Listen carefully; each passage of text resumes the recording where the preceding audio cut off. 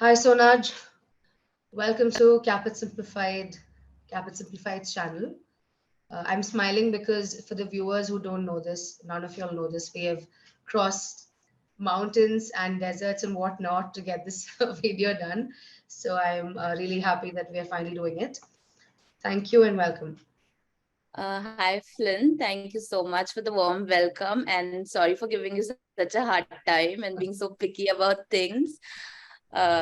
Just wanted to make sure that we are all set before, we give the video and stuff. So, yeah. No, of Thank you course. so much for Thank you. entertaining my nagging. No, we are grateful because we're really excited. I mean, every time someone agrees to speak for our audience and for our applicants. That's the best thing. And I don't think we have anyone else from Colombia who has spoken on our channel, which brings me to the introduction. I'm not going to introduce Sonaj because I'm going to let her do that. But I just gave away a little bit that she is a current student, a DDS student at Columbia. But over to you, Sonaj. A little brief for our viewers. Sure. Thank you so much, Flynn. So, hi, everyone. My name is Sonaj Vardhaman. I'm from Maharashtra, and I did my Bachelor of Dental Surgery from Pune, and I graduated in 2016. Thereafter, I worked as an associate dentist for almost a year, and Mhm. before actually enrolling into a biomaterials program at NYU, because I felt that I needed to get more knowledge about the dental materials that we used on a regular basis. So that was the whole motivation for me to leave my clinical practice back home and move to US and pursue my master's. During my master's, we had two options. One was a thesis option, one was a non-thesis option that the program gave us. Since I wanted to explore certain things about research, I decided to opt for thesis, and I wanted to make sure that whether research was a career for me or not. So I completed a thesis, which actually helped me in publishing two papers, and it also landed me my first job. And I got hired in the same department that I did my master's in. That's a Department of Biomaterials. I worked at NYU for almost 1 year.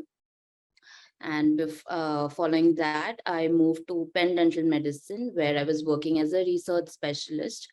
And I worked there for 2 years. My area of research were mainly as dental materials, and the zirconia and lithium disilicates were my, if I narrow down my research, so that was the point of my research. And when I was at Penn, I had a conversation with one of my mentors, and he asked me, you know what, now, what next? You've been working with me for 3 years now. So what do you want to do? So that's when I told him, I want to go back to clinical dentistry. I see myself, uh, I love research, but I don't want to lose that touch of clinical dentistry. And he actually motivated me to give my national boards exams. And he was very, very, very supportive of that idea. And I gave my part one, part two exams, working full time, coming home, starting at 7 o'clock to 3, 4 hours. And I took 3 months to prepare well. And then I finally gave my national boards and started applying. And here I'm at Columbia now. Started my almost 5 months into the program. Yeah. Awesome. So I mean, you told us a little bit about your entire journey. If you were to look back and kind of, in retrospect, what would you Mhm. identify as three challenges that you faced while applying after beginning the Caapid application? After beginning my Caapid application, first is the wait time. This process is daunting. It tests your patient to the maximum level. So waiting was something which I was busy, but when I used to come home, that whether I'm getting interview, not getting interview is something which always used to be a big question mark. And so you have to keep your calm. That's what I learned. I know it's very easy for me to say it now, but I was a mess then.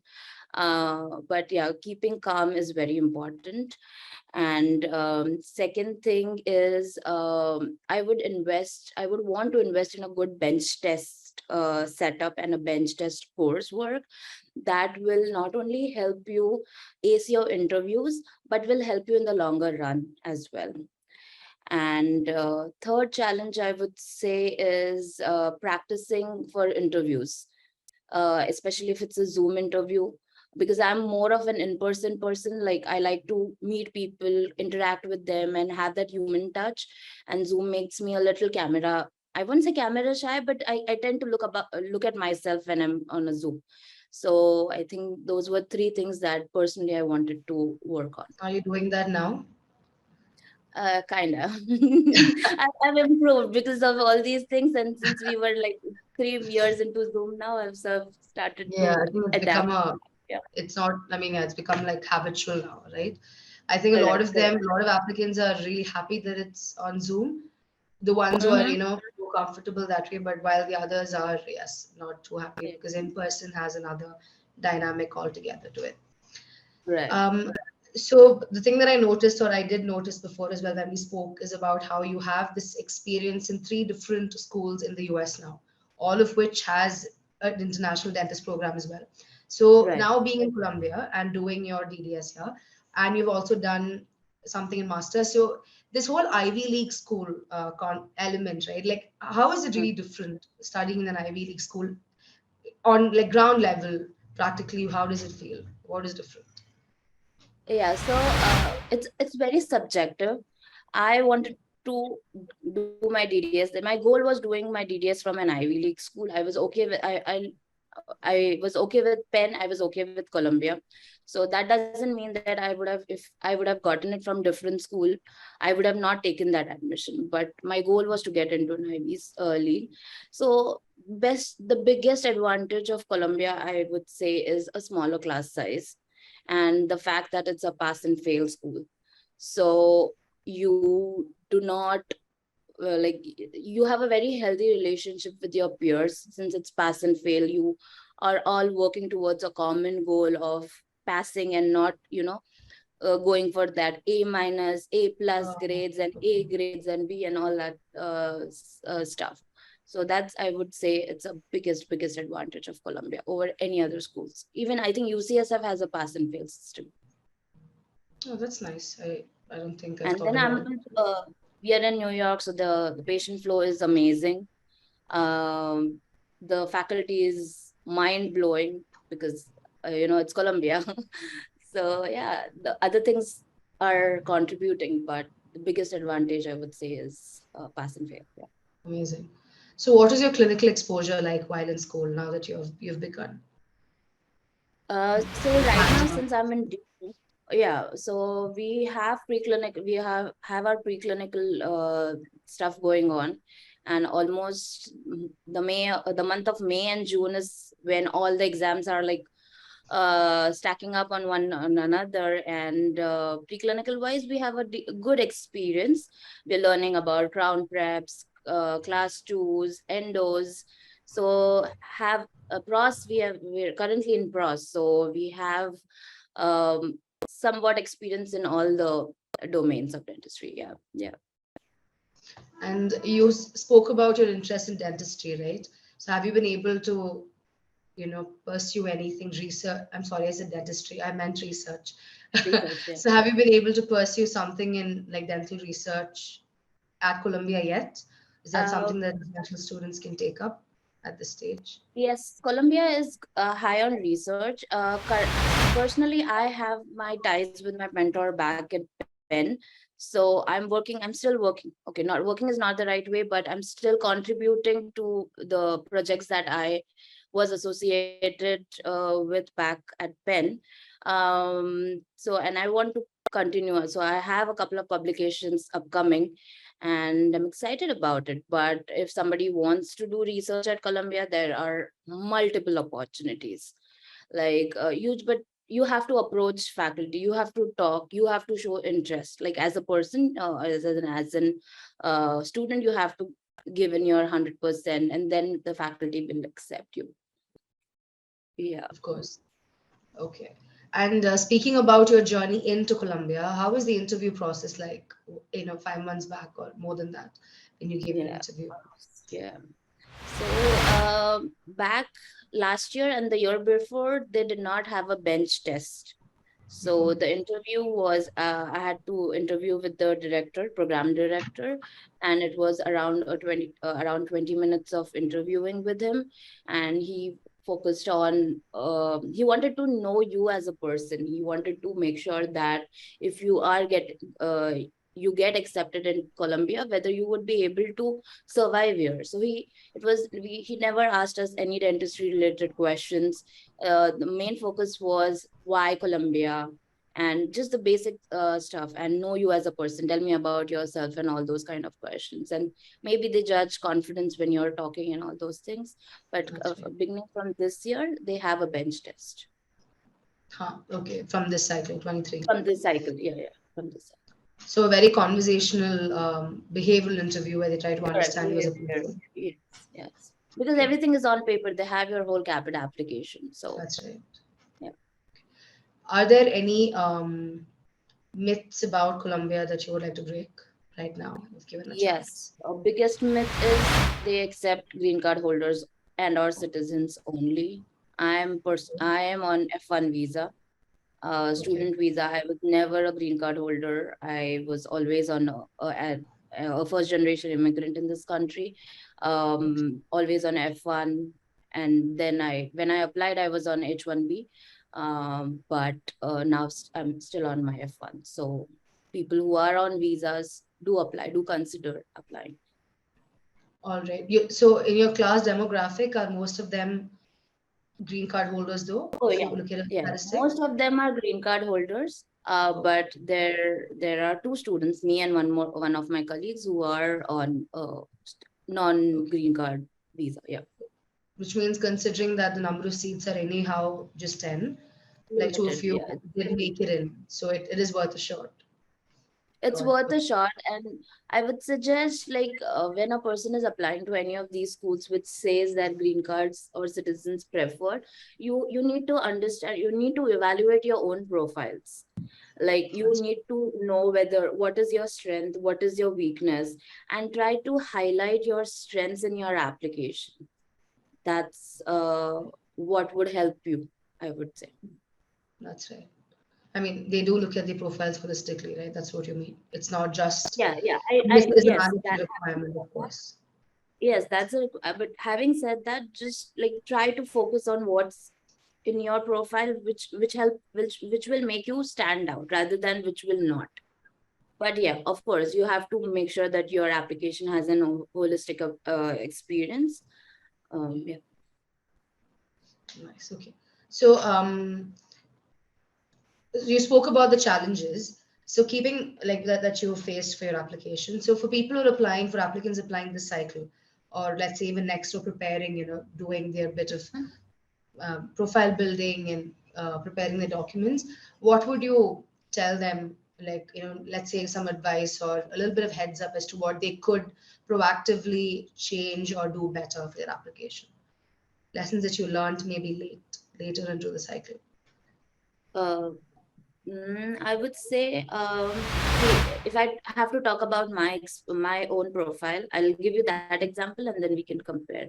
So I knew my strength was that I had a good research background, but Mhm. the on the flip side, I had limited clinical exposure. So before I started even applying, I started getting some kind of clinical exposure. Maybe that I was working or I was shadowing a professor at the faculty practice at Penn. It used to be after work, a couple of hours here and there. But I tried to get my experience from there. At the same time, over weekends, I used to go and observe a dentist back in Philadelphia who was kind enough to let me do that. And that helped me build a clinical experience. At the same time, it helped me understand how things work in the clinical in a private office. So that experience not only helped me to get into a dental school, but to do things like how things work following graduation as well. So, and if on the other hand, on the flip side, many applicants have a lot of clinical experience, but they don't, or they have limited experience in research. So if you are one of those candidates, I would try and reach out to people who are doing some kind of research, but don't do research or don't reach out just because you want to get that experience. If you really like it, because it shows, those kind of things, they show up on your face when you're giving answers to the interviewers. So that's something. Yeah. What about community service? Did you have community service experience? Yes, I did do some community service stuff, but that was very limited because I had 7 days of week, and 5 days I was working, and Yeah. 6 day I was volunteering. So I had just one Sunday for myself, and I made sure that I wanted to use that for myself. But I was doing I mean, of course, that's also important. online. Online, okay. Online. Red Cross was one of those platforms.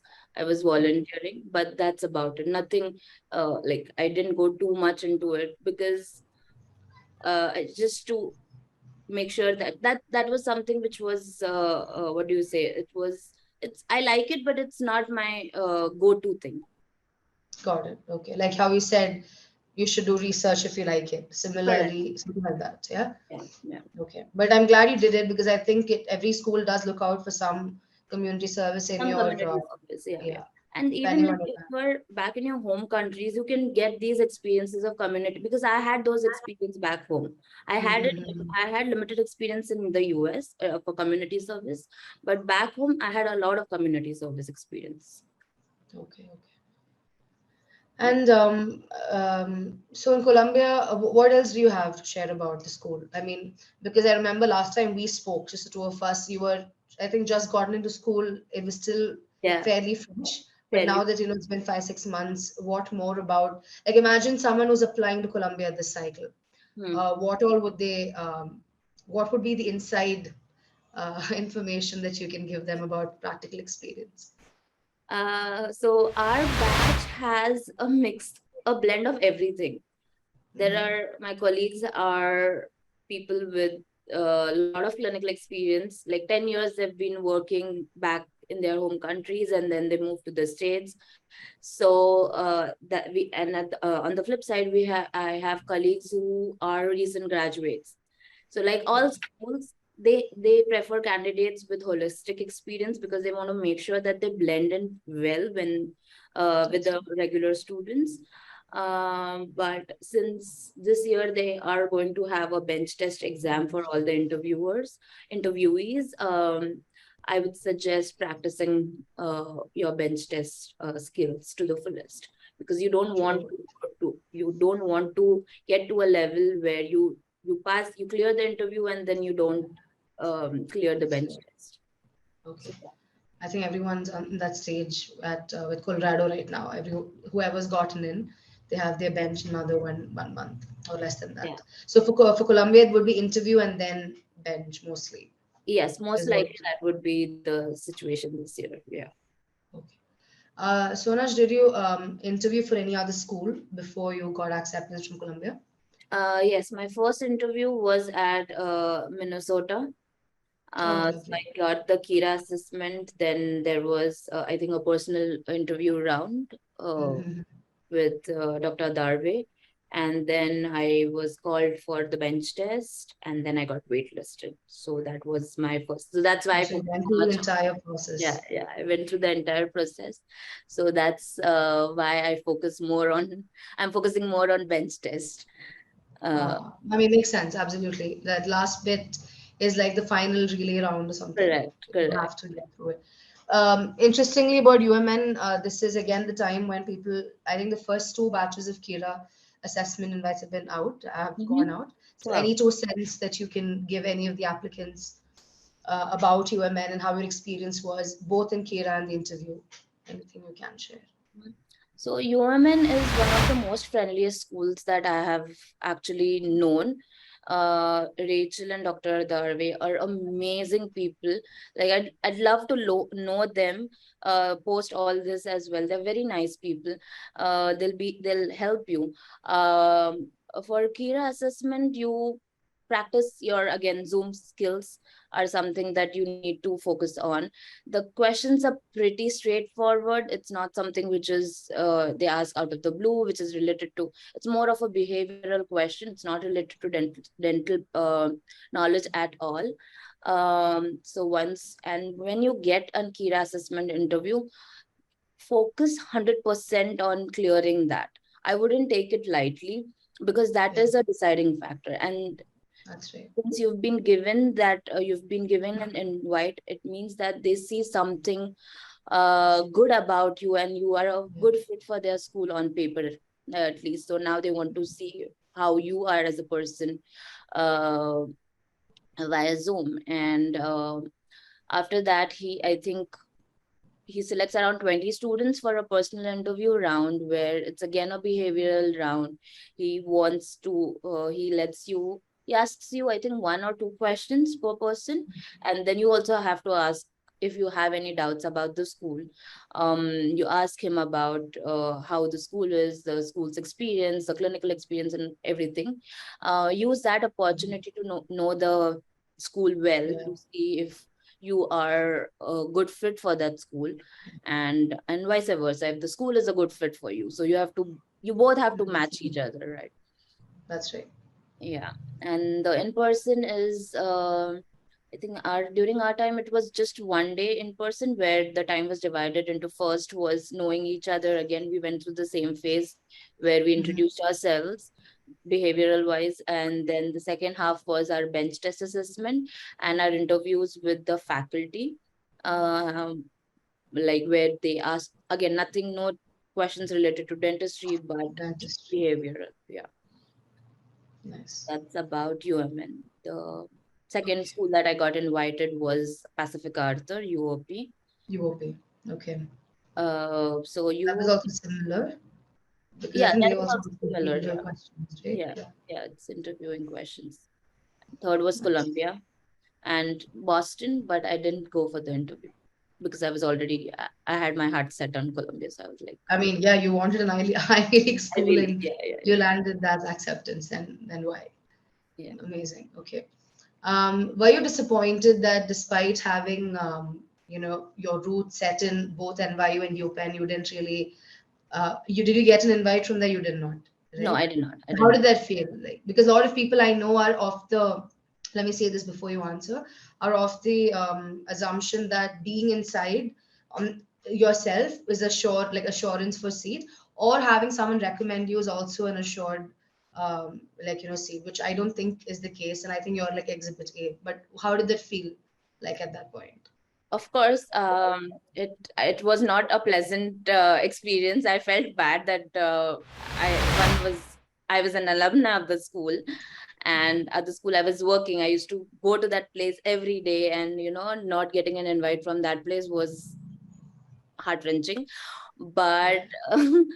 uh, but another factor that played an important role in selecting a school was the fact that I got married that last year, and we are in a long distance marriage right now, and we wanted to make sure that we moved to a city where my husband could move easily. And Okay. Philadelphia on the others on in that area was, Philadelphia as a city my husband didn't like, and he had very less companies that he could work for. So that's Oh, why, even if that would have happened, I don't know whether I would have chosen UPenn over Columbia, because of the fact of my husband. If I would have wow. been single, I would have, the situation would have been different. But yeah, I mean, it worked out for the best because, it worked out for the like, best. Yeah, Columbia is yeah, something that you wanted. yeah. And then Awesome. again, having said that, now, okay, that didn't happen, but I have experience of three schools. So post graduation, I can proudly say I worked at Penn. I'm an Absolutely. NYU alumni. I'm a DDS student at CDM. So three major schools, I have, some kind of experience with them. Yeah. Absolutely. I mean, all schools under Caapid, I'm sure, are all equally good. Of But course, of even course. out of that, this is like the creamy lot.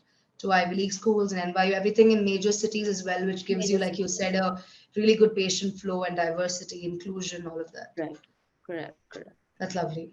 Yeah. I think whatever I had in mind and I gathered from our viewers and audience, I've asked you. Anything else you would want to add before we wrap this up?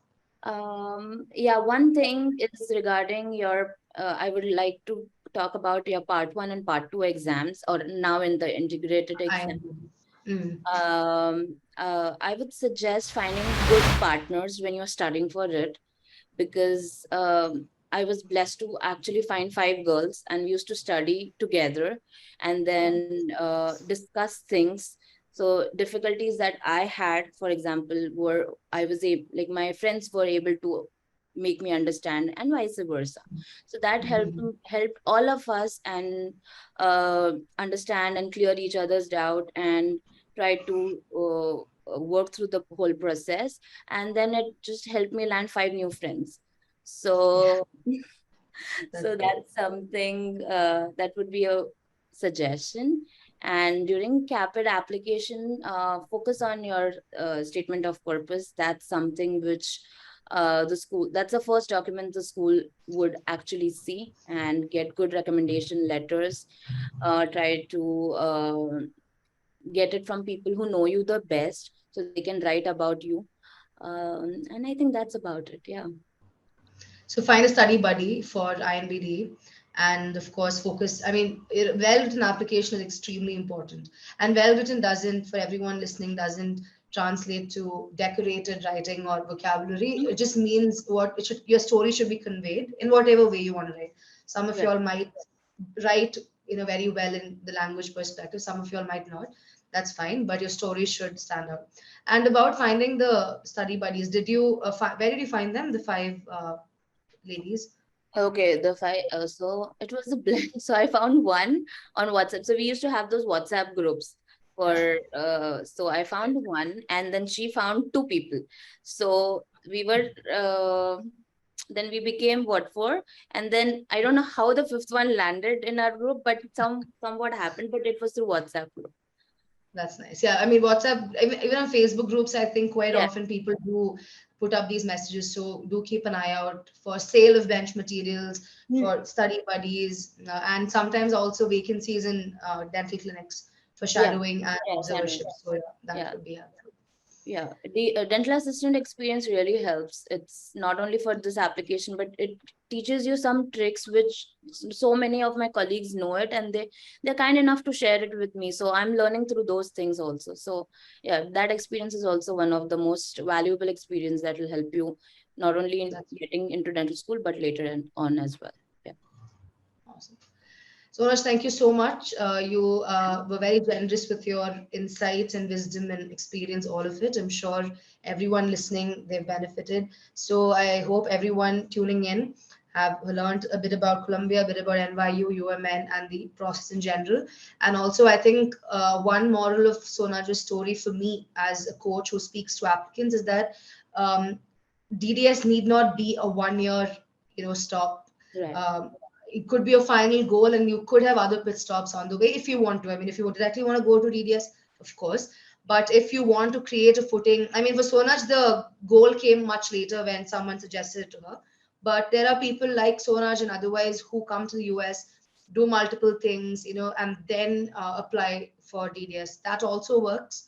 Let this be a long-term goal if you want it to be, or of course, a short-term one. So good luck to everyone who's, I'm sure, going crazy right now because it's the like quite literally right before a lot of the West Coast applications closing and all of that. So Right. good luck, and share the video if you guys like it and find it useful. And if you want anything more that probably you want us to talk about, leave a comment or message us on our website and we'll try to get it done for you. And happy application. Bye bye. Thank you so much. Bye, See you guys. soon. Bye, Flynn. Thank you so much.